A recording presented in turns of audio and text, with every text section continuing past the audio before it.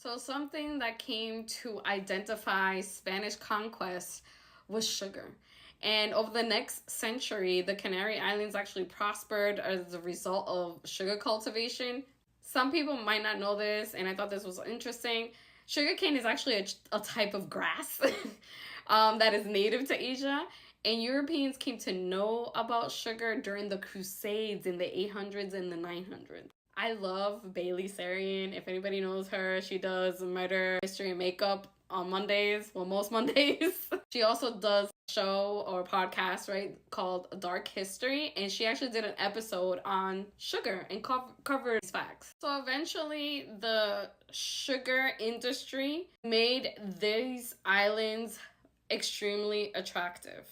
The first sugar mill was actually on Gran Canaria, and it was built in 1484. It became the most important export of the island, and it just transformed it, as well as it would eventually the Caribbean islands, including the Dominican Republic. Alfred W. Crosby, the author of The Columbian Exchange and The Ecological Imperialism, he details the resulting deforestation of the Canaries under the reign of the sugar plantations, and also I have to say it this way, just the unquenchable thirst for labor. And as we'll see a little bit further down, because of certain laws that were passed that made it somewhat difficult, not completely difficult, to enslave the indigenous population in order to force them to produce this sugar, it resulted in the importation of slaves, in particular, African slaves. Canary Islands became a stopover.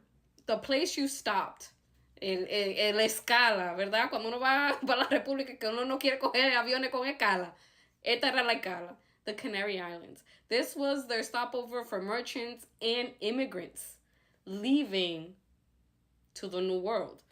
And Columbus, on all 4 of his trips, stopped at the Canary Islands. So the Castilians continued to dominate the islands. Remember, there were 7 of them.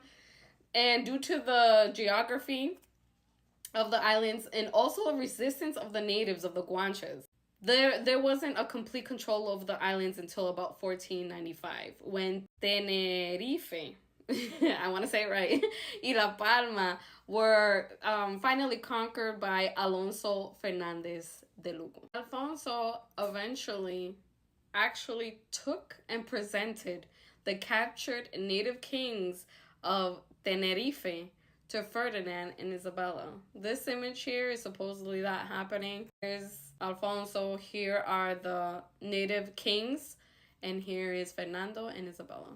So the islands on this side of the African continent, like the Canaries and Cabo Verde or Cape Verdean islands, became the first stop for a lot of Europeans who then sailed all over the world. It's interesting to note that dogs, sheep, goats, pigs, barley, wheat, and peas were already on the island.